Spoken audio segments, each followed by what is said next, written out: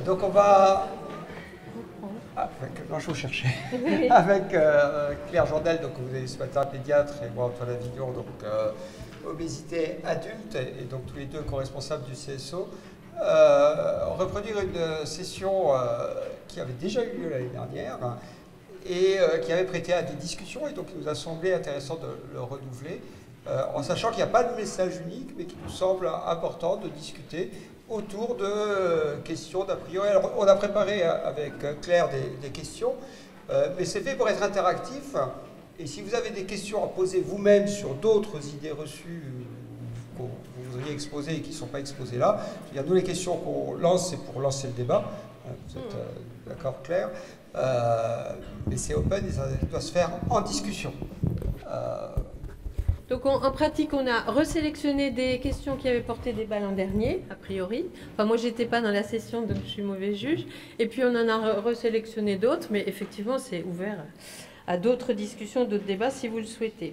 Voilà, donc on en parle beaucoup. Et puis, il y a souvent des idées reçues ou des poncifs, comme on veut. Et en particulier par rapport à la prise en soin autour de l'obésité, il peut y avoir aussi d'autres débats.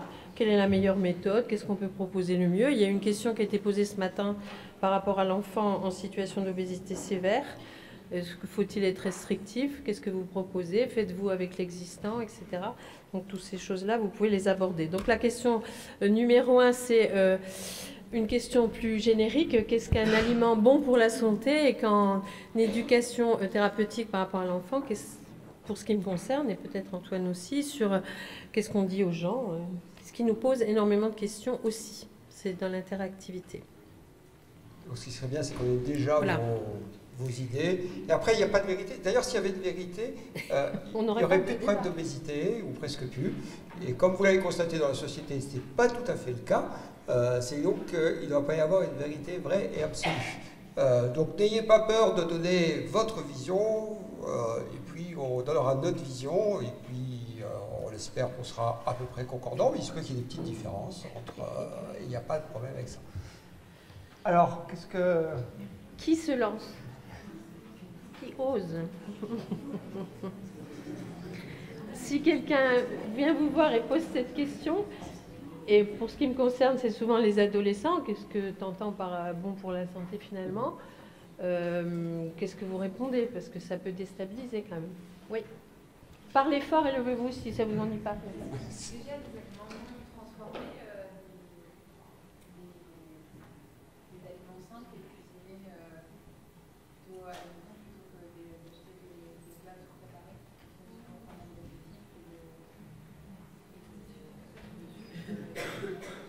On va répéter, hein. Plutôt aliments non transformés et sans additifs.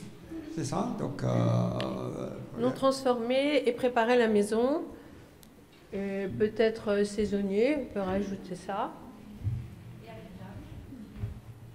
Et agréable. Est-ce qu'agréable, ça va avec bon pour la santé? Hein?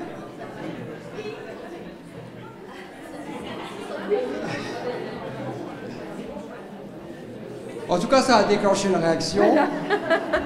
C'est une question. Mais je ne peux pas entendre globalement la réponse. Il faut déjà se poser la question. Alors, est-ce que agréable, c'est important que ça soit agréable pour être bon en santé? On lève la main ceux qui pensent que oui. Ah, bon, ok. Alors, est-ce que l'ado, il dit pas que le Nutella, c'est agréable? Alors, est-ce que c'est bon pour la santé? Est-ce que le Nutella est bon pour la santé? Ah. Et pourquoi? Et pourquoi ce serait mauvais? À petite dose et dans de bonnes conditions.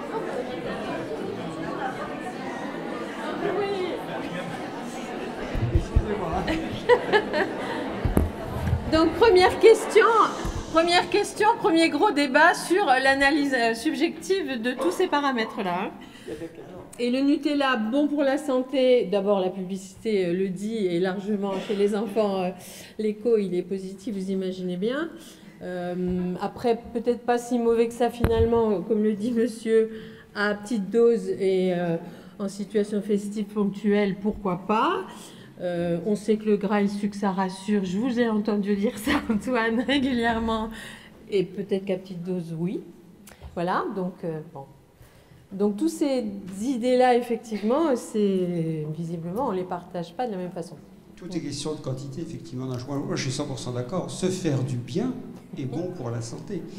Après, la recherche permanente du plaisir, quel que soit le moyen, c'est là qu'il y a souci. C'est quand ma vie est orientée uniquement vers rechercher ce qui me fait du plaisir immédiat. Ça, c'est pas bon. Mais avoir un peu de plaisir, c'est quand même triste de ne pas en avoir. Et je pense que ça fait du bien à la santé. Pour moi, un aliment bon pour la santé, c'est un aliment qui remplit son rôle. C'est-à-dire qui apporte les nutriments nécessaires et suffisamment, et qui donne le plaisir nécessaire et suffisamment aussi. Oui, c'est bon pour pas mal, oui. Moi, d'ailleurs, ou deux. Je ne sais pas comment tu vas me dire. Le premier, moi, c'est le premier truc que j'aurais dit aussi. Hein, déjà, le transformer. Il y a un effet positif éviter. Et puis, je suis entièrement d'accord. Hein, surtout pas qu'il y ait que du physiologique quoi, dans le bon. Dans le bon, il faut allier le physiologique, ce qui répond aux besoins physiologiques, et au plaisir. C'est pas si simple que ça. Hein. Moi, j'aurais répondu que c'était en fonction du style de vie de la personne aussi. Quelqu'un qui est maçon et quelqu'un qui est assis toute la journée ne va pas avoir à se nourrir de la même manière, enfin, je pense. Oui, mais il peut être toujours aussi en recherche de ce qui est bon pour le plaisir alimentaire. On a le problème pour les ados sportifs. Hein, on peut prendre ce modèle, vous prenez le maçon, mais l'ado sportif, il a une activité physique un peu similaire. Qu'est-ce qu'on lui recommande? Ou qu'est-ce qu'il s'impose ou qu'on lui impose? Parce que parfois, c'est assez déroutant ce qu'on peut leur imposer pour, soi-disant, améliorer les performances et qui n'est plus du tout dans le plaisir alimentaire. Ça devient une contrainte supplémentaire ajoutée aux contraintes physiologiques de l'activité physique et sportive intense, etc. Donc là, on est dans... Il faut un conseil éclairé, mais qui laisse la porte ouverte, je pense encore, par rapport aux ados, à la notion du plaisir alimentaire et du pourquoi je mange et quel est l'objectif. Alors l'objectif, bon, pour la santé, madame, vous l'avez dit, il y a besoin d'un minimum de nutriments indispensables, oui, mais on peut allier les deux avec le plaisir. Et puis du moment où on mange, et voilà, l'organisation du schéma alimentaire. Ouais. Après, je pense qu'au-delà de l'alimentation saine, il faudrait apprendre à cuisiner de façon agréable, enfin, à rendre les aliments qui au départ ne sont pas forcément de visu agréables, en les cuisinant, les rendre agréables justement. Je pense qu'il y a un vrai apprentissage au niveau culinaire à faire. Alors ça c'est un gros paradoxe sur le fait que, vous le savez bien, il n'y a jamais autant eu de livres sur ça, et puis d'émissions télévisuelles sur quand même la gastronomie, restauration, tous ces concours, etc. Oui, mais on parle quand même de l'aliment, et d'un aliment qui est beau esthétiquement, et qui peut être par contre au plan... qualitatif parfois discutable, hein, même dans les émissions télévisuelles, il y a des choses détonnantes.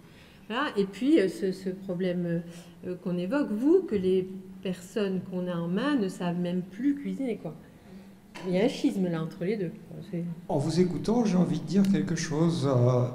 Est-ce qu'un aliment bon pour la santé, c'est pas aussi un aliment que je prends le temps de préparer et que je prends le temps de manger? Parce que finalement, il n'y a pas que l'aliment en lui-même. Il y a aussi tout un contexte autour, et dans notre société actuelle, on a quand même tendance à négliger.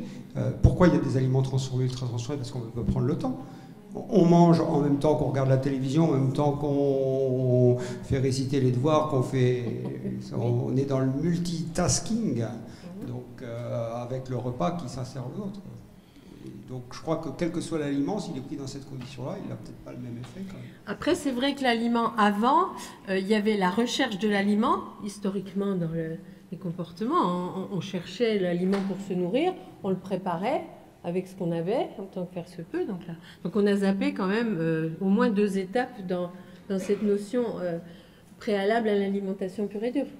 Donc c'est vrai que ça, en éducation thérapeutique auprès de l'ado par exemple ou de l'enfant, c'est intéressant de leur dire, si par exemple pour travailler sur la notion de il faut qu'un repas dure un certain temps parce que c'est important, pour plein de raisons, mais aussi uniquement pour la santé pour le coup, on travaille sur la notion du combien de temps on a mis à préparer cela. Est-ce que tu as fait les choix éventuellement qui vont mener à préparer le repas? Est-ce que tu as participé aux courses, etc. Est-ce que tu as des idées sur ce que tu veux préparer toi-même? Sauf que, comme l'a dit Madame tout à l'heure, sur l'aspect tout prêt, préparer tout ça, là aussi, on a un peu écorné le système. Donc en matière, disons, d'approche et d'éducation thérapeutique sur cette notion-là, il faut reprendre tous ces schémas-là, quoi. Donc, en fonction de la population qu'on a en face de soi, soit très éduquée, parce qu'on peut avoir ce genre de situation, même dans des milieux très éduqués ou des milieux très précaires, il faut doser un peu les choses, quoi. Sans oublier qu'un enseignant, il préfère un goûter où on retire un bouchon, on avale tout le truc, et puis il n'y a pas de déchets. En tout cas, ici, il y a du déchet, mais artificiel, et il n'y a pas de déchets naturels à récolter derrière. Reconditionné. Ouais. Oui.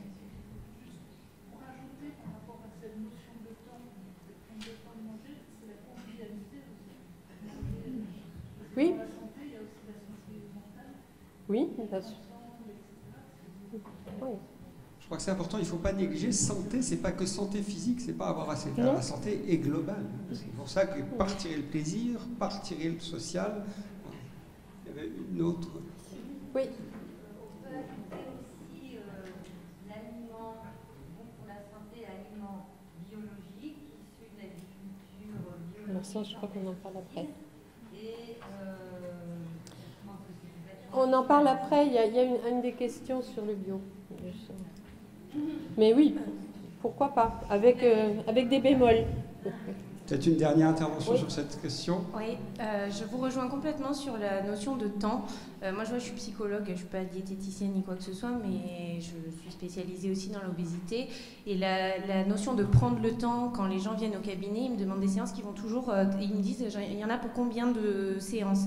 Et je leur réponds, mais je ne sais pas. Moi, ce que je vais vous demander, c'est qu'on prenne le temps, justement, parce qu'il faut aller très vite. On le voit aussi beaucoup, vous parliez du fait de manger vite, mais il y a aussi toute la notion d'écran auquel on est surexposé, où c'est très facile de zapper.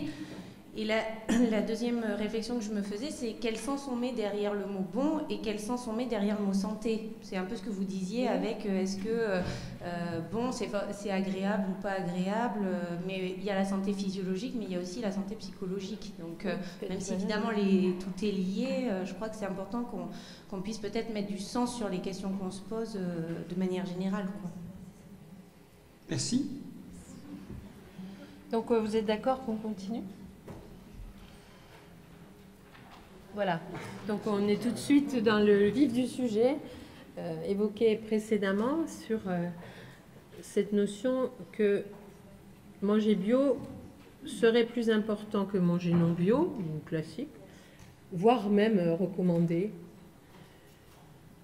sachant qu'actuellement, avec l'été, avec tout ça, il y a quand même pas mal de choses qui sortent de manière un peu agressive parfois. Alors ? Oui. C'est vrai que c'est pas forcément recommandé au sens strict, mais je crois qu'il y a des nouvelles recommandations nutritionnelles depuis janvier, et c'est vrai qu'on insiste un petit peu plus en fait sur le fait de consommer, si on peut, c'est formulé comme ça, des aliments bio, donc voilà. Ça, Antoine, les nouvelles données PNNS, Si, on a discuté. Oui, il y a un alinéa, mais qui va être mis à mal parce qu'il y a une étude qui est sortie là, il y a un journal qui est sorti aujourd'hui qui est détracteur de tout ça. Alors après, avec la valeur qu'on peut lui porter, si on prend le modèle des œufs bio, par exemple, les poules bio, entre guillemets, picorant dans les champs qui sont en proximité de zones non bio, elles ont des œufs qui sont moins bio que les œufs cage. Voilà, donc bon, ça va encore mettre la pétaudière dans le système, je pense. Ah, ça, c'est un modèle parmi d'autres. Je crois qu'il y en a 40 qui ont été testés par par l'Institut. Là. Après, est-ce que quelqu'un connaît une étude scientifique qui démontre que de manger bio, c'est meilleur pour la santé? Est-ce que vous connaissez une seule étude, publication? Ouais, ça serait faisable, hein? Oui.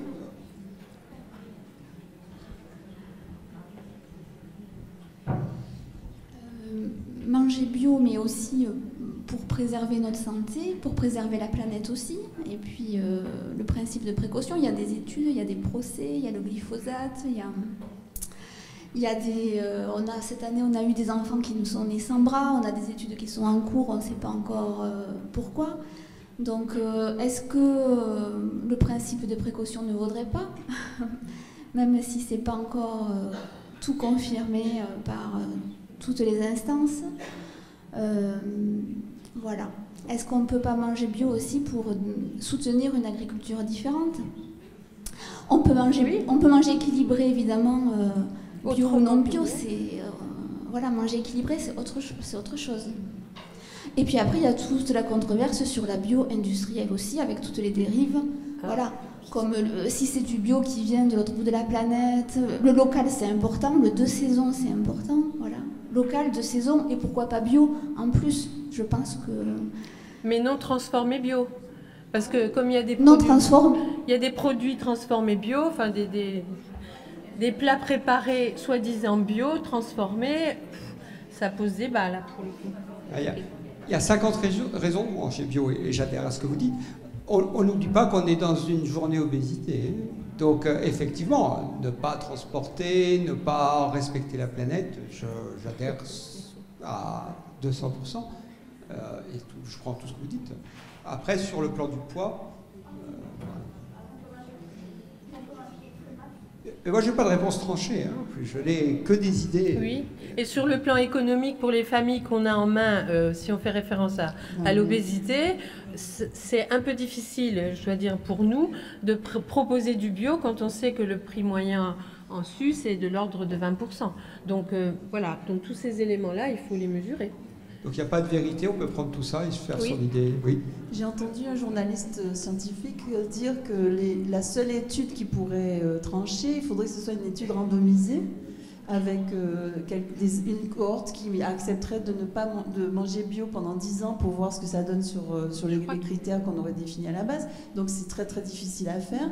Et il disait qu'il y avait deux sortes d'études, des études pas fiables et des études presque fiables. Et que les études pas fiables allaient dans le sens que c'était très bien de manger bio, et les études presque fiables avec des critères beaucoup plus rigoureux ne voyaient pas la différence. Donc à chacun, il concluait en disant que finalement c'était chacun qui devait voir en fonction de sa propre santé et sa propre façon de vivre, etc. Parce que le bio qui vient de Nouvelle-Zélande, voilà, hein, il faut... Oui. Écologiquement discutable. Okay. La question, c'est pas est-ce qu'on doit manger bio ou pas, c'est est-ce qu'on a suffisamment mangé pour... La question est est-ce qu'on a suffisamment à manger pour tout le monde? D'après ce qu'on lit aujourd'hui, oui. C'est comment mieux répartir ce qu'on a à manger. Hein? C'est comment mieux répartir.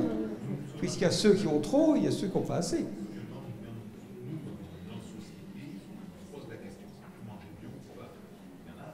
Ils ne se posent même pas cette question. Oui, c'est sûr. Mais même chez nous, il y a des gens qui se posent ça. Après, je veux aussi recentrer une nouvelle fois. On est sur notre thématique qui est l'obésité. Oui. Donc, ce qui ne nous empêche pas d'avoir beaucoup de compassion pour ceux qui n'ont pas à manger.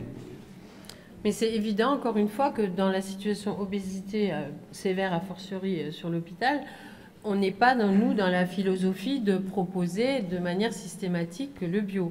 Ça peut venir dans le débat pour certaines familles qui posent la question. Bon, oui, donc pourquoi pas, on est d'accord. Mais ce n'est pas une prérogative, ça c'est sûr. En tout cas, pour le poids de leur enfant... Ça ne change pas grand-chose aujourd'hui. Oui. Attendez, il y a le micro qui arrive juste. J'ai une idée qui me vient par rapport à la question précédente et celle-ci. C'est la place de la viande dans l'alimentation, en fait.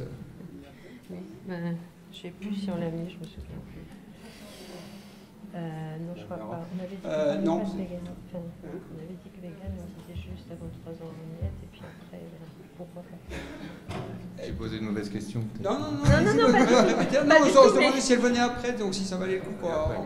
Mais en fait, c'est lié aussi parce que. Donc, reposez-la la question. En fait, la place de la viande dans l'alimentation.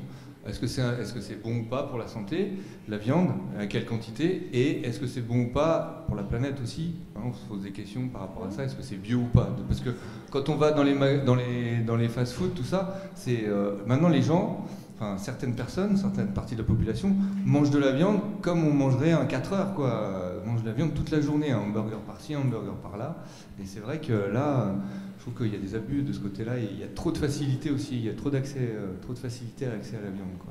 Donc, pour la planète, je crois que les études sont unanimes qu'il y a plus de conséquences sur la planète de produire de la viande, puisqu'il faut déjà produire le végétal pour nourrir le bétail. Donc déjà, rien que ça.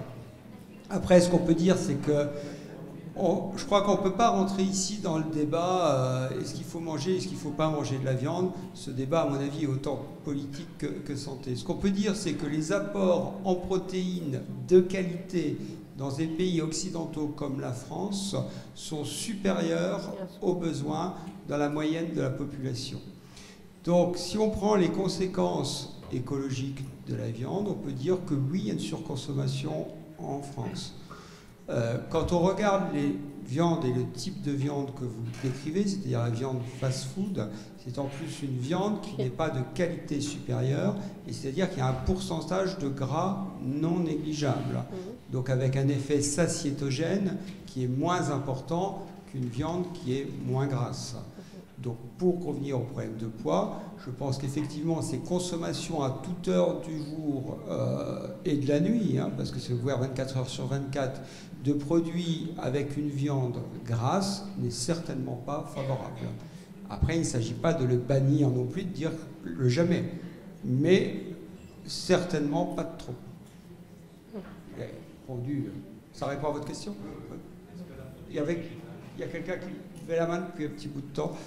Après, pour revenir sur manger bio ou pas, faudrait déjà poser la question sur est-ce que les personnes mangent quand elles ont faim? Aujourd'hui, on mange à 8h parce que c'est le matin, il faut manger avant de manger, et avant de partir au travail. Il faut manger à midi parce que c'est la pause entre midi, et on mange à 20h. Et les gens, des fois, n'ont pas conscience du fait d'avoir faim et mangent pas au moment où il faudrait. Dans des pays, on mange 5-6 repas par jour et les gens, ils sont maigres comme des coucous. C'était notre débat, on en avait parlé. Les personnes qui n'ont pas conscience d'avoir faim, au final, on se rend compte que c'est les personnes qui sont en surpoids. Et du coup, le bio ou pas, est-ce qu'un aliment est bon pour la santé ou pas, je pense qu'il faut aussi écouter son corps et savoir quand on a besoin réellement de manger. Et pas quand la société nous dit qu'il faut manger. Alors je suis d'accord à 87,5%. Nous sommes une espèce, et certainement l'espèce la plus sociale et qui a le plus besoin de liens. Or, le moment du repas est le moment privilégié du lien depuis très longtemps dans l'histoire de l'évolution de l'homme.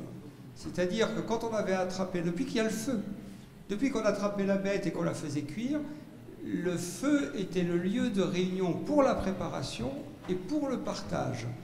Donc ça n'est pas notre société d'aujourd'hui qui nous impose à manger ensemble, et ça c'est vraiment notre histoire et notre création de liens. C'est autour du repas qu'on discutait et qu'on s'arrangeait et que l'homme a pu développer son langage pour avoir la nourriture plus facilement. Donc cette notion du lien autour du repas,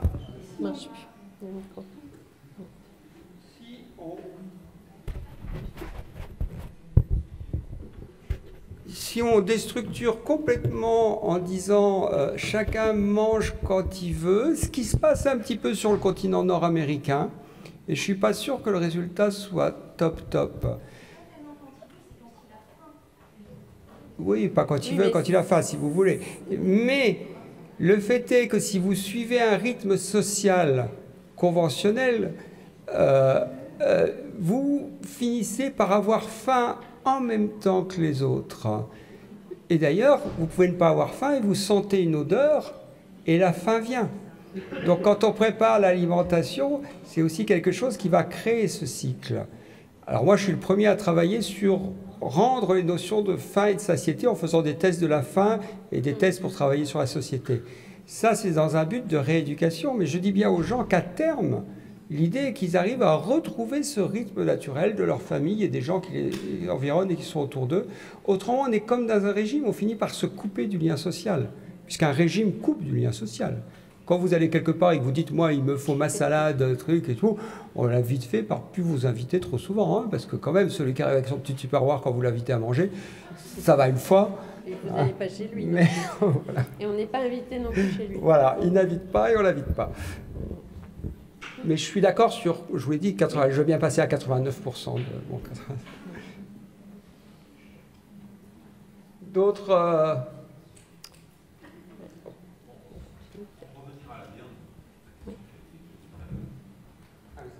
Non. Il n'y a pas un autre micro? Oui.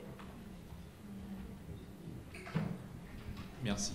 Pour en revenir à la question qui a été posée tout à l'heure, le fait de est-ce que c'est bon de manger de la viande ou pas, moi j'aimerais savoir si, au niveau de l'apport de protéines, si les protéines végétales ou animales qui sont nécessaires sont aussi bonnes pour la personne que la protéine animale. Voilà, c'est la grande question actuellement. Hein. Oui, bien sûr. Dit, oui, l'alternative. On veut plus manger deux végétaux ont la même... les protéines sont retrouvées au niveau des végétaux dans les céréales et dans les légumineuses. Les céréales sont carencées en un acide aminé essentiel qui est la lysine, et les légumineuses sont carencées en un acide aminé essentiel qui est la méthionine. Donc ces acides aminés, on en a absolument besoin. Donc déjà, si vous mangez à base de céréales et de légumineuses, il faut mélanger les deux, autrement vous n'aurez pas la qualité. Les protéines des végétaux se digèrent moins bien que les protéines des animaux. Donc il faut manger plus de protéines alors que les végétaux en consomment moins, en contiennent moins. Donc une rentabilité des protéines végétales qui est moindre. Sauf pour deux produits. Le premier, c'est le soja. Mais les conséquences écologiques de la culture intensive du soja, y compris même s'il est bio, il faut des surfaces, il faut donc n'est pas sans conséquence. La consommation importante de soja chez les jeunes enfants, il y a des phytoestrogènes, et attention aux jeunes garçons à pas les suralimenter en soja. Je parle sous la surveillance de Claire, parce que c'est quand même la spécialiste de ce domaine-là plus que moi. Et le deuxième végétal qui a un équilibre équivalent à la viande en protéines, c'est la quinoa. Mais la quinoa, vous savez que c'est un aliment qui est consommé justement par les gens qui sont plutôt véganes, qui sont plutôt... Excusez-moi, j'espère que je vais attaquer personne, mais je mange de la quinoa hein, pour vous. Donc je dirais plutôt les milieux un peu bobos, privilégiés. Et là, les conséquences écologiques aussi de déforestation pour faire de la quinoa dans des zones où ils cultivaient la quinoa pour le manger localement n'est pas non plus à négliger. Donc il y a deux végétaux qui ont des bonnes protéines, mais si on prend en compte l'équilibre global, après ceux qui mangent moins de viande, il y a moins d'obésité dans les milieux végétariens et véganes. Mais il y a tout un profil qui est différent. Il n'y a pas que l'alimentation. Ils sont plus sportifs, ils sont plus safe, plus simples, etc. Moi, je ferais juste deux commentaires sur le soja pour l'enfant, par exemple, où effectivement, il y a deux modèles. Hein, le modèle caucasien, où il n'est pas recommandé forcément de soumettre effectivement au soja à cause des isoflavones, c'est basique, avec l'expression que ça peut prendre chez certaines petites filles et chez certains garçons. Voilà. Par contre, dans les populations asiatiques, c'est vrai qu'ils mangent du soja beaucoup et ils n'ont pas l'expression, voilà, parce qu'il y a effectivement un patrimoine génétique prédisposant à exprimer ou pas, voilà, qui se lisse au bout de on va dire grossièrement 2 générations sur le territoire, voilà. Donc on devient un peu caucasien quand on était d'origine asiatique au bout de 2 générations. Voilà, au plan au moins par rapport à ces aliments-là. Voilà. Donc ça, c'est vrai qu'il y a des familles quand même qui ont des habitudes par rapport à ça, de faire des alternatives alimentaires plutôt végétales par rapport à l'animal, qui sont parfois préjudiciables aux enfants. Ça, il faut faire attention. Donc il y a quand même des conseils à donner.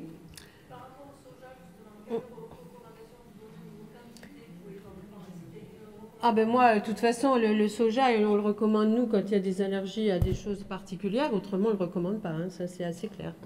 Voilà. Ensuite, après, bon, il y a une petite nuance en termes de coût, là aussi parfois, pas toujours, puisque maintenant il y a des produits distributeurs qui ne sont pas forcément beaucoup plus chers, mais ce n'est pas forcément recommandé, sauf dans certaines pratiques alimentaires particulières de certaines familles, qu'on vient d'évoquer là, et puis dans des régimes, là, pour des pathologies avérées, où là, il y a une justification. Mais il faut surveiller. Chez l'adulte, il pose moins de problèmes. Hein. Mais chez l'enfant, il serait tort de... D'abord, vous savez que ce qu'on appelle lait, quand on vous parle des laits végétaux, ce ne sont pas des laits. Ce n'est c'est pas des laits. Donc attention aux parents qui auraient tendance à substituer le vrai lait par du lait de soja. C'est à mon avis à ne pas faire. Mais c'est ce que vous dites aussi. Hein. Par ailleurs, sur le plan, disons, dans les pratiques, mais on en restera là parce que ça pourrait être un grand débat, sur véganisme ou végétalisme, c'est fortement contre-indiqué chez les enfants de moins de 3 ans.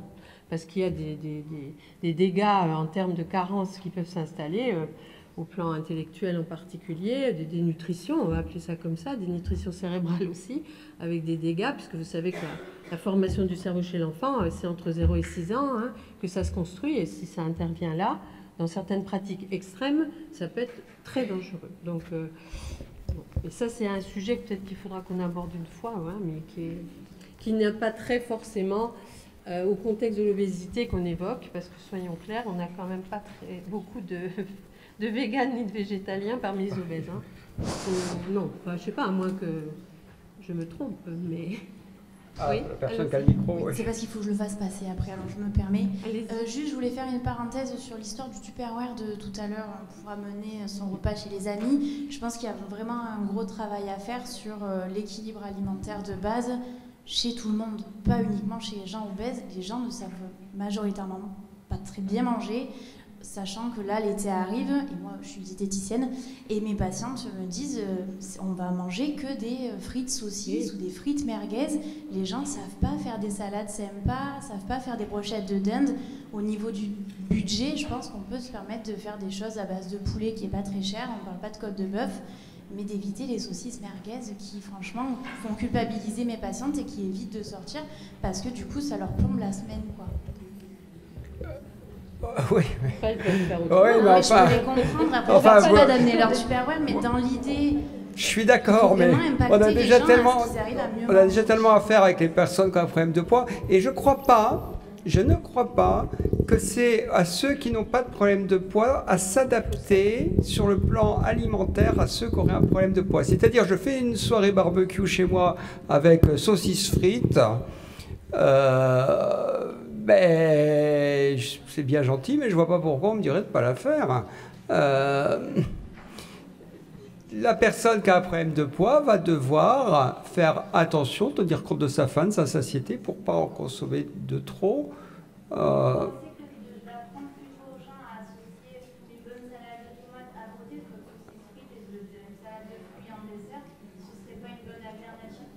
Oui, mais est-ce qu'il est mauvais de se faire un saucisse frite de temps en temps? Oui, mais de temps en temps, on a des périodes de l'été, au moins 1 à 2 fois par semaine, on va tomber sur un barbecue qui ne sera pas efficace. C'est l'aspect répétitif du risque qui fait le risque. Hein, j'ai pas d'avis sur le...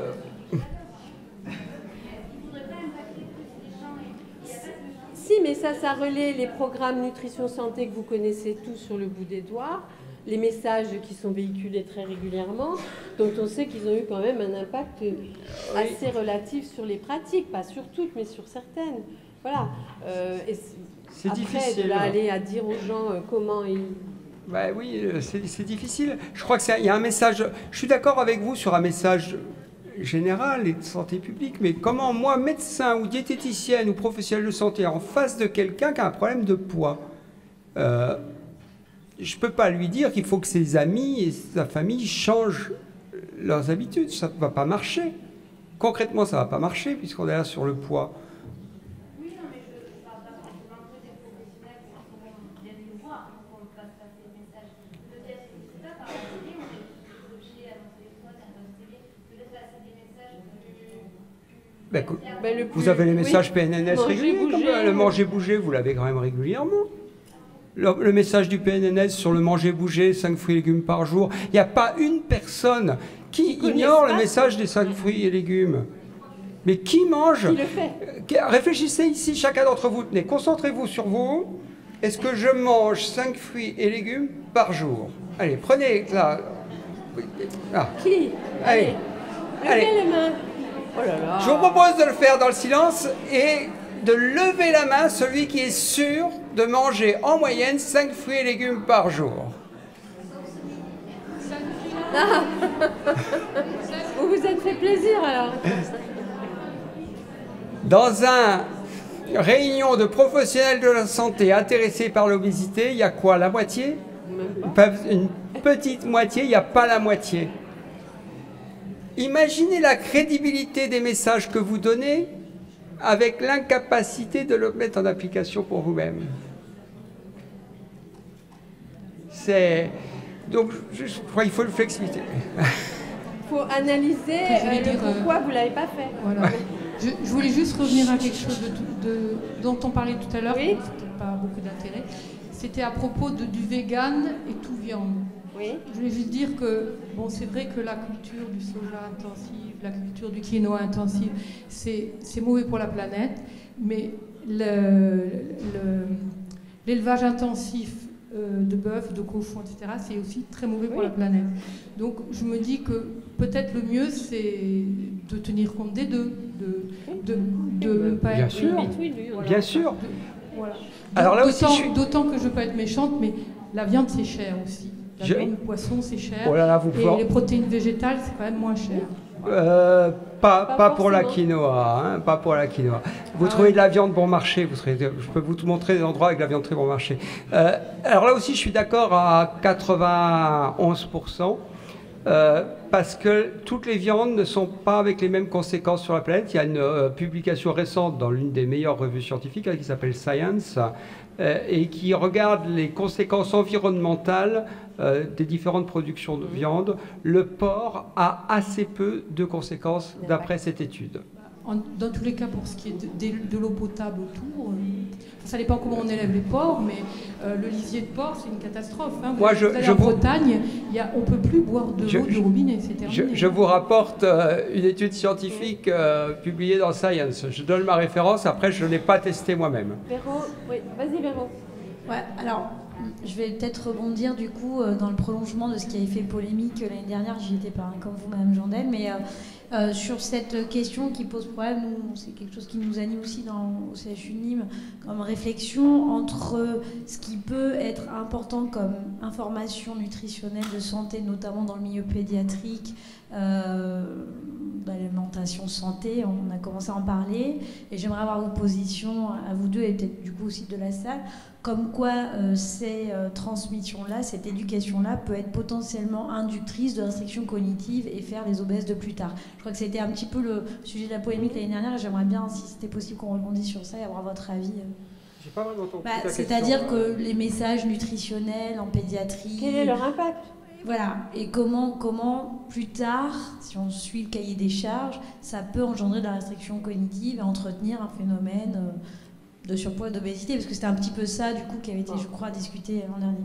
Ah, c'était ça qui avait posé débat, je ne sais même pas, tu vois, dans le contenu. Après, les messages, ils ont porté leurs fruits, entre guillemets, sans mauvais jeu de mots, de manière très limitée quand même. Effectivement, ils ont été retenus, ça je suis d'accord avec ce que dit Antoine, essentiellement par les parents. Les enfants qui les ont retenus, parce que ça a été analysé, c'est dans les établissements scolaires en particulier où ça avait été relayé. Parce qu'il y a eu aussi ça, hein, on a utilisé les messages pour faire du travail sur certaines structures, des établissements scolaires qui avaient mis ça dans leur projet pédagogique, parce que ça peut se voir, l'éducation nutritionnelle. Après, est-ce que cela peut être caustique en termes de comportement sur la génération d'après ? Voilà, ça franchement, il faudra l'analyser, parce qu'en fait, ça vient d'être mis en place. Alors, si on fait référence à d'autres injonctions comme celles qui ont été données, qui auraient été mises en place dans d'autres pays, c'est resté tatoué un moment, et puis ça s'estompe avec le temps. C'est-à-dire que, bon. Et donc, a priori, ça ne devrait pas être caustique sur le comportement et l'alimentation des générations suivantes dans l'orthorexie excessive, si c'est ça que tu évoques, hein, je ne sais pas. Après, encore une fois, la grosse malchance chez l'enfant, c'est que ces messages-là, et comme d'habitude, ils ont été le plus moulinés et digérés par les milieux dans lesquels, a priori, ça ne porte pas de discussion, puisque c'est quelque chose qui est déjà un peu ancré. Dans les milieux très précaires, et si on revient à l'obésité, qui est notre sujet d'aujourd'hui, ça a pu être entendu, mais ça n'est pas du tout... ça n'a pas d'incidence. Alors là... Je crois que la réponse à ta question, Véronique, est extrêmement difficile, et je crois qu'on ne sait pas. Donc il serait hors de question d'avoir une réponse tranchée là-dessus. Par contre, ce que je crois, c'est que... il n'y a pas que le message qu'on donne, il y a la manière dont on le donne. Et je crois que nous sommes assez mal formés, en général dans les milieux de santé, à la communication. Je pense que les gens qui sont dans le marketing sont bien meilleurs que nous. Mais eux, ils n'ont pas le même objectif que nous, ce n'est pas les mêmes messages que nous qu'ils font passer. Si chez moi, je mange des haricots verts et que je dis aux enfants « Ah, écoutez, moi, je ne mange pas de ça parce que ça fait grossir et je préfère manger des haricots verts », là, je crois qu'on est mal parti et qu'on va conduire à des conduites restrictives avec des troubles du comportement alimentaire plus ou moins prononcés. Par contre, s'il y a le pot de Nutella, qu'on ne fait pas de commentaires sur le pot de Nutella et puis qu'on dit « Tenez les enfants, pour ce midi, j'ai cuisiné un super, je ne sais pas quoi, avec des haricots verts », ce n'est pas du tout la même chose. On ne peut pas nier que, et tu sais bien que moi je suis le premier à dire qu'il ne faut surtout pas dire aux gens ce qu'ils doivent manger et tout. Après, quand on nous demande, on ne peut pas nier qu'il y a quand même des aliments qui ont des effets plus favorables sur la santé, au moins physique, que d'autres. Ne pas donner l'information, c'est pas être honnête avec les gens quand ils nous la demandent. Donc il faut la donner, mais tout est dans la manière de la donner. Et de ne pas être... Je crois qu'il faut éviter les... Il ne faut pas, ne pas, ou manger pour contrôler mon poids. Alors ça, c'est... Et franchement, je me méfie parce que je vais dire des choses, j'ai peur. Il n'y a vraiment personne qui a fait ça chez lui. De dire et de donner des trucs, où ça se voit. C'est une attitude, on est imprégné par la société qui nous bassine de ça et qui bassine un des deux sexes plus que l'autre, même si le deuxième sexe... Dans la représentativité ici... voilà. Oui, mais justement, je me méfie en parlant parce que je me sens minoritaire ici et donc je prends beaucoup de précautions pour parler. Oui, moi je voulais souligner quelque chose quand on parlait de manger bio, c'est important. Je pense que quand on achète un aliment bio, mais c'est pas forcément valable que pour le bio, ça peut être valable pour un aliment, que ce soit labellisé, que ce soit un aliment qui a été cuisiné maison, c'est-à-dire qu'on a volontairement fait le choix d'acheter un aliment qu'on considère comme ça supérieur, entre guillemets, à un aliment qui serait pas bio ou pas labellisé ou pas cuit, ou qu'on n'aurait pas cuisiné soi-même, qu'on aurait acheté tout prêt, et du coup l'aliment on l'investit de façon différente. Et je pense qu'on n'a pas le même rapport avec l'aliment et que forcément on ira moins se jeter sur un aliment qu'on considère meilleur, en tout cas, que sur un aliment qu'on va manger de façon pas forcément compulsive, mais en tout cas dans lequel on va moins réfléchir à ce qu'on mange et on va faire ça de façon... Oui, mais comme quoi le comportement peut être aussi vraiment est très important évidemment dans le sujet qui nous anime là, c'est qu'il semble qu'on mange, quand on fait le choix du bio justement, on mange de facto, alors il y a aussi peut-être le facteur économique qui joue, moins, si on prend le modèle protéine, viande, qualitative viande, on mange moins de viande. Alors est-ce que c'est parce que c'est cher, parce que c'est bio, ou est-ce que c'est parce qu'on sait que le bio, ça nécessite justement tout un investissement intellectuel, aussi un investissement en termes de préparation par les agriculteurs, etc. Tout ça. La valeur qu'on lui apporte, c'est ça. Ouais. Tout à donc fait. qu'elle soit sonnante et trébuchante ou bien conceptuelle, voilà. Donc tout ça, ça c'est dit. Donc c'est vrai que ça peut avoir un aspect, si on revient à la notion du sanitaire, sain, etc., positif aussi. Je pense qu'on s'investit plus dans un aliment pour lequel on a plus de respect, entre guillemets. Bien sûr, c'est la question du lien, et ça, on l'a complètement perdu. Quand vous avez un aliment où vous ne savez pas d'où il vient, vous ne savez pas qui l'a produit, vous ne savez pas ce que c'est, ça sort, quelque part, vous n'avez pas de respect pour lui, et à travers ce non-respect pour lui, vous n'avez pas de respect pour votre corps non plus, et vous consommez ça, je dirais, sans lien. Il y a beaucoup de... Comment dire ? les gens, il y a beaucoup de déconnexion entre la production et la consommation de façon générale. Oui, tout à fait. Du coup, les gens consomment de façon qui n'est pas raisonnable parce qu'ils connaissent pas ou ils ont, comme vous dites, aucun lien avec ce qu'ils consomment. Le lien entre ce qu'ils consomment et le lien aux humains qui l'ont produit, qui l'ont vendu, à toute la chaîne humaine qui est derrière. Prenez un aliment et regardez toute la chaîne humaine qu'il y a dedans. Et encore une fois, nous sommes l'espèce la plus sociale qui existe. Et dès qu'on coupe le social, notre société souffre de perte du social, à travers tous les réseaux sociaux, on devient de plus en plus centré sur nous, avec de plus en plus de personnes qui sont mal et de plus en plus de personnes qui sont grosses. Nous avons besoin de liens. Et l'alimentation, traditionnellement, est le moment privilégié du lien. Le lien dans la famille, le lien dans la préparation et dans la culture et à tous les niveaux. Et la transmission, les transmissions qui se faisaient de grand-mère à mère à petite fille. Excusez-moi de prendre le féminin, mais là quand même, si on est traditionnel, c'était quand même au féminin. Après, on se rit beaucoup du modèle des enfants qui ne connaissent pas les poissons avec des têtes, voilà, ou que les carottes, ça sort du sol. Personnellement, ça ne me fait pas rire du tout, parce que déjà, je trouve que, bon, peut-être que l'école n'a pas non plus joué son rôle jusqu'au bout, hein, mais ça existe. Ah non, c'est quand même très régulier, et particulièrement dans les populations extrêmement précaires qu'on gère. Et si on doit faire un travail sur l'éducation nutritionnelle, je pense que ça commence là, d'expliquer effectivement d'où ça sort, comment ça a été cultivé, qui a mis des tripes dedans pour le faire, enfin voilà. Et ça, je pense que ça commence à venir, parce que c'est vrai que la tendance un peu plus écologique de notre société y porte, mais c'est fondamental pour notre action à nous. Parce qu'on ne peut pas faire de l'éducation nutritionnelle en étant dans l'application de concepts complètement ésotériques pour les gens, quoi. Il faut du pragmatisme, hein. Je crois que là... Moi, je voudrais dire quelque chose. Oui. On a tellement plus de la production de légumes, de fruits qui n'ont pas bon goût, que les enfants ils préfèrent manger un biscuit sucré avec la confiture dedans, que des fruits, les cerises qui sont plus de goût maintenant, les abricots, etc. Alors, est-ce qu'il ne faut pas non plus essayer d'arranger ça? Alors ça c'est une conception d'adulte par rapport à la vision que les enfants d'aujourd'hui auraient de l'alimentation. Alors évidemment, ça nécessite une énergie folle et que mettent certaines diététiciennes ici présentes à le mettre en place, de les convaincre qu'effectivement il y a des alternatives et du bon en alternative, et ça les valorise aussi. Oui, mais il faut le chercher, ces prix. Bon, il y en a de moins en moins. Après, voilà, bon, en milieu urbain en particulier, mais en milieu rural, bon, ça peut se trouver encore. Mais oui, je suis d'accord avec vous qu'il y a cette notion-là. Mais ça rejoint ce que disait M. Avignon tout à l'heure sur le temps qu'il faut prendre pour... Oui. Après, oui, on a fait des...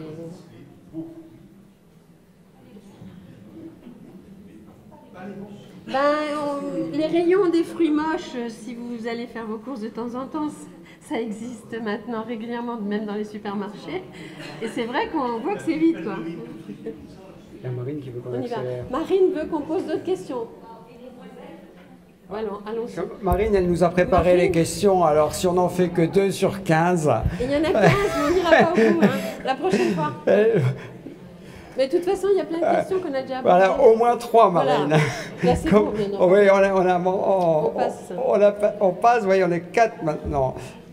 Bon, on a fait aussi... Marine, c'est bon.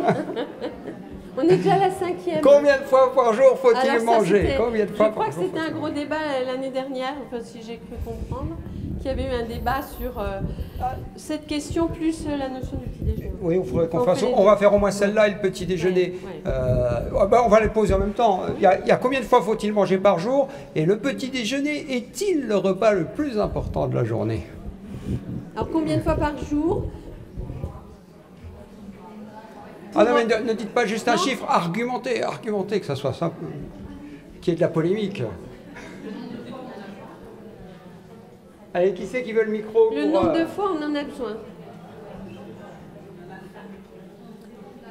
Quand on a faim, donc le nombre de fois où on a besoin de manger, quand on a faim, donc c'est peut-être à peu près la même chose finalement. Pas forcément. Pardon? pourquoi, bon, vous argumenterez sur le pourquoi. Qu'est-ce que vous entendez par là? On essaye de... Ce qui serait sympa, c'est qu'on essaye de s'écouter. Oui. Je disais que les personnes Attendez, âgées, par exemple... Oui. Allez-y. Les personnes âgées, par exemple, qui assimilent peut-être moins bien, qui ont des problèmes digestifs, eh bien, il vaut mieux qu'ils mangent des petites quantités, mais bien 4-5 fois par jour. D'autres personnes, ce sera 3 fois par jour, parce qu'ils peuvent manger plus grosses quantités. Ça dépend, c'est variable. Ouais, je vais répondre sur la personne âgée. Je peux? Et pour l'obésité, moi, je ne sais pas. Ouais, sur les personnes, je vais me permettre de répondre sur la personne âgée, pour des raisons X et Y, que certaines connaissent bien.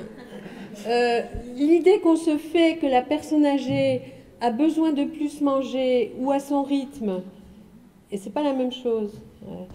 Il faut écouter la faim aussi des personnes âgées. Il faut écouter aussi qualitativement ce qu'elles aiment manger. Et ne pas, avec nos poncifs, de dire il y a besoin de plus de protéines parce qu'il ne faut pas perdre du muscle, enfin toutes ces choses-là. On perd aussi le lien hédonique à l'alimentation de la personne âgée. Et il faut écouter aussi leur histoire alimentaire par rapport à l'alimentation, parce qu'elles ont beaucoup de choses déjà à nous apprendre sur leur culture.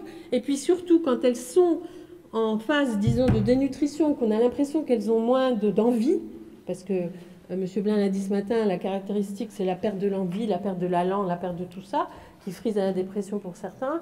Quand on reprend une alimentation hédonique qui leur rappelle leur enfance, hein, nous, on a tous nos Madeleine de Proust, ben, eux aussi, ben, on retrouve là aussi du lien social, mais il ne faut pas leur imposer l'horaire.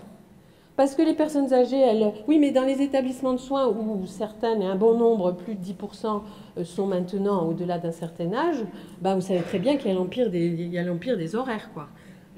Pour les soins comme pour l'alimentation. Après, on s'étonne que quand on met un plateau devant une personne à 17h, ben, on le retrouve. Voilà.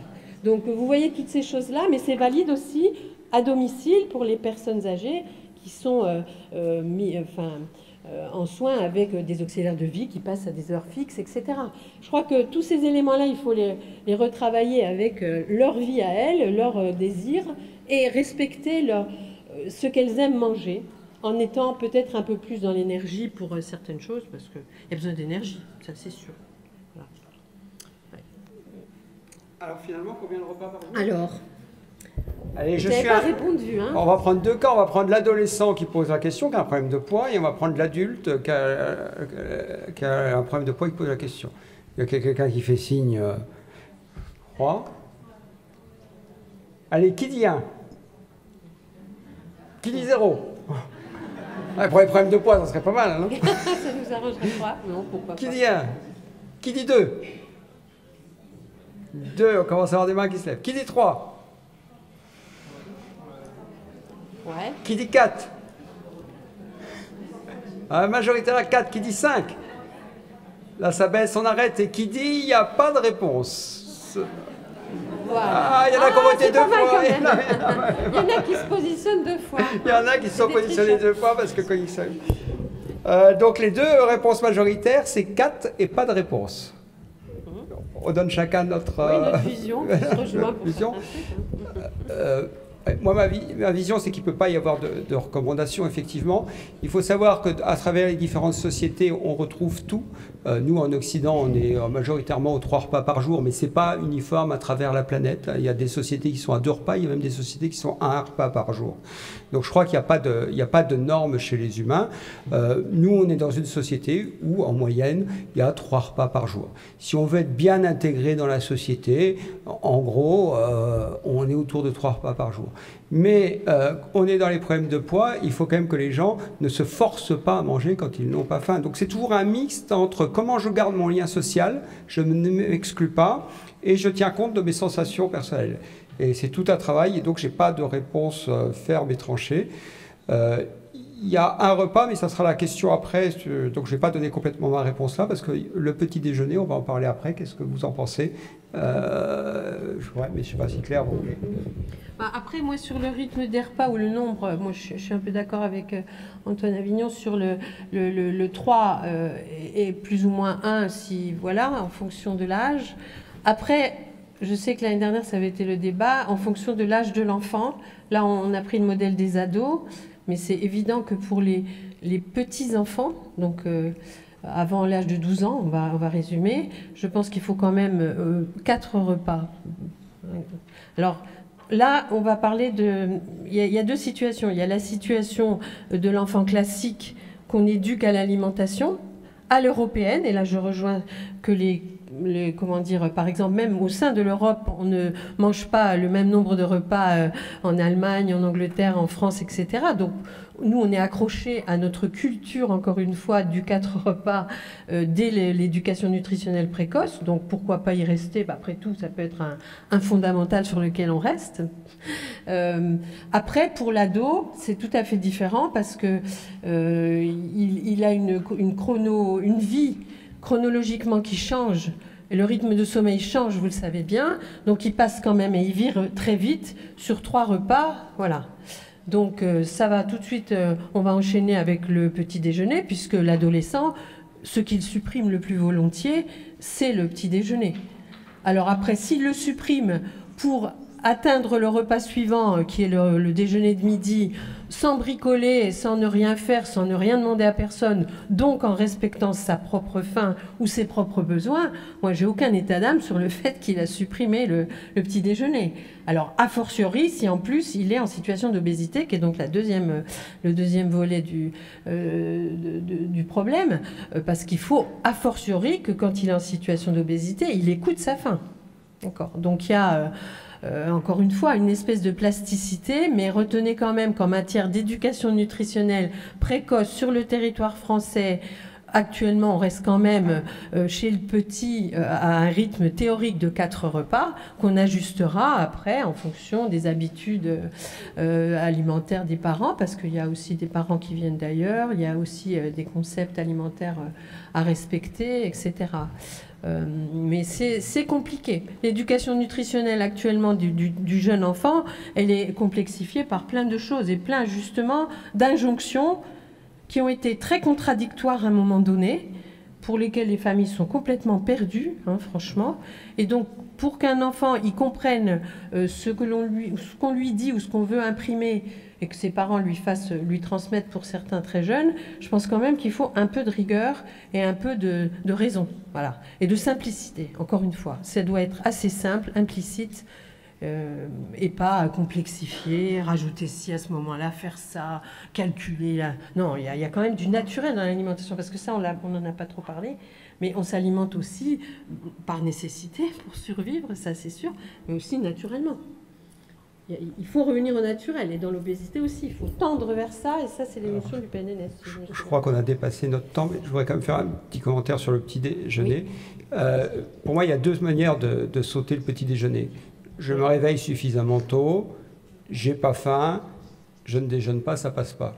Je ne crois pas qu'on a à forcer ces gens-là. Et puis, je débute le lycée à 8h, je mets le réveil à 8h moins 20, je saute dans mon slip, j'attrape la sacoche en vitesse et je pars. Et je ne me suis pas posé la question de savoir si j'avais faim. Donc, c'est des choses... Il y a une méta-analyse récente, vous savez, qui regroupe toutes les analyses dans le British Medical Journal of Medicine, il y a 3 semaines à peu près, qui a repris toutes les études randomisées, c'est-à-dire avec tirage au sort, donc les études de qualité, qui ont pris les personnes avec une obésité en leur demandant de petit déjeuner ou de faire selon leur naturel. Il y a un groupe qui disait ils ont repris les études où il y avait des groupes où on disait faut petit déjeuner et l'autre groupe où on ne donnait pas l'indication. Cette étude montre que c'est dans le groupe où on ne demandait pas de petit déjeuner qu'il y a eu plus de perte de poids. Pas une grosse différence, mais c'était significatif. Je n'ose plus dire différence, c'était léger, mais c'était significatif. Donc, petit déjeuner, et puis juste pour terminer mon dernier mot, je ne sais pas si on a encore le temps de questions, Marine ne nous a pas mis dehors. Il faut savoir qu'on dit le petit déjeuner, le repas le plus important de la journée, c'est un message qui a été lancé en 1927 par un monsieur qui s'appelle Kellogg's. Mais qui n'était pas celui qui avait les chaînes de production de Kellogg's, c'était son frère. il y a peut-être un petit lien d'intérêt quand même. Juste une petite question par rapport justement au petit déjeuner, parce qu'il y a beaucoup d'enfants qui sont pressés, justement, ils se lèvent très tard, ils vont à l'école, etc. Après vient la pause de 10 heures, où ils sont avec leurs petits biscuits, leurs gâteaux, leurs machins, tout ça. Et finalement, 11h30, midi, quand c'est l'heure de la cantine, plus faim, ils n'ont pas envie, parce qu'une heure et demie avant, ils ont pris les 2 Kinder Bueno, je sais pas quoi d'autre. Après, plausiblement, ceux-là, s'ils ne peuvent pas tenir jusqu'à midi, ce que je viens de vous dire, c'est qu'ils en ont besoin et qu'en termes d'éducation nutritionnelle, il va falloir tendre vers réintroduire. Mais ça ne va pas se faire sur l'injonction. Il va falloir que vous y travailliez et ça peut prendre des mois. Mais travailler avec les intéressés, parce que eux, si on arrive à les convaincre que le Nutella, c'est bon dès le matin, et vous le savez bien, hein, pour les pubs auxquelles vient de faire allusion Antoine, là, c'est vrai que ça peut marcher. Ils sont très sensibles à ce qu'on leur explique, hein, quand même.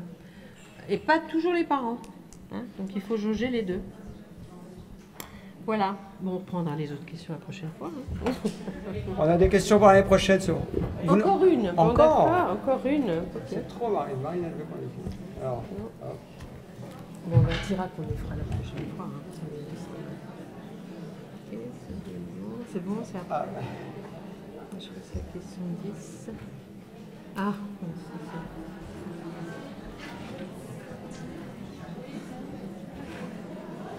Alors, Véro répond. Pourquoi Véro il ne veut pas répondre. Eh ben, je sais pas. Alors, qui est pour et qui est contre? Qui est pour? Qui préconise plutôt cette, voilà, cette option? Pas beaucoup.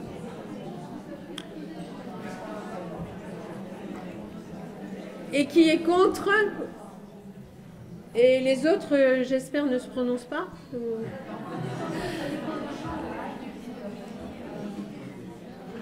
Alors, qui est pour et pour quel motif, monsieur, par exemple?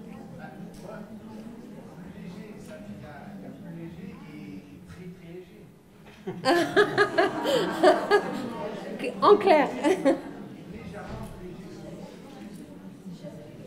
Tout dépend de quoi on part, c'est ça que vous voulez dire?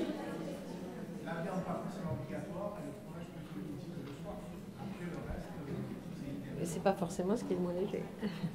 On est d'accord.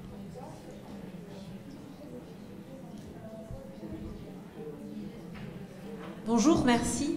En fait, la question, c'est de savoir pourquoi on se pose cette question dans un premier temps. Est-ce que c'est parce qu'on se dit que manger le soir fait prendre du poids? À ce moment-là, il faudra peut-être eh bien s'interroger sur cette affirmation. Après, ça peut être un confort digestif, donc là, ça s'entend. Mais une recommandation comme ça, prise seule, sur un seul moment de la journée, enfin, je trouve qu'on sort complètement du contexte et que ça ne peut pas être du tout fiable ni fonctionnel. Et est-ce qu'à vos yeux, c'est un intérêt par rapport à l'obésité? Absolument pas. D'accord, ok. Très bien. Non, mais on attendait cette réponse. Donc c'est bon. Après, encore une fois, qui d'ordine, hein? Voilà. Donc je n'en dirai pas plus parce que tout est dit dans la phrase. Donc ça reste des choses quand même culturellement qui sont affichées. Je crois quand même qu'encore une fois, faim et satiété sont importants, quoi. Est-ce que j'ai faim le soir ou est-ce que j'ai pas faim? Donc l'injonction qui vient de l'extérieur en disant faut manger léger ou faut manger lourd. Après, alors quand on discute avec des personnes qui ont un problème de poids et qui ne s'aperçoivent, enfin quand on parle avec eux, ils en prennent conscience, mais ils n'en avaient pas conscience avant qu'on discute avec eux. Quand vous leur demandez, quand vous avez mangé le soir, mais c'est vrai pour le midi, mais le soir, est-ce que vous vous sentez léger? Est-ce que vous dormez bien après? Et que vous leur demandez, mais il n'y a pas des fois où vous mangez moins et où vous apercevez que vous dormez mieux? En fait, je crois que la relation à la sensation de satiété est quand même un peu perturbée dans le problème de poids. Et les gens n'ont pas forcément conscience de ce mauvais sommeil lié à un repas copieux le soir. Donc, mais je suis d'accord avec votre réponse quand même, ça répond. Après, un adolescent qui aura mal mangé à la cantine, entre guillemets, ou à l'extérieur d'ailleurs, parce que la majorité mange à l'extérieur, qui se sera rué sur un goûter parfaitement énergétique vers 17h30, je pense qu'il faut quand même lui proposer de ne pas manger ce que la ménagère qui n'a pas mangé à midi a préparé pour lui. Parce que là, on peut concevoir quand même qu'il y a des moments où c'est trop, trop successivement. Mais très vite, les ados, et ça rejoint ce que disait M. Avignon, c'est que sur la nuit, ils disent qu'ils sont moins bien, quoi. Ils ne dorment pas bien.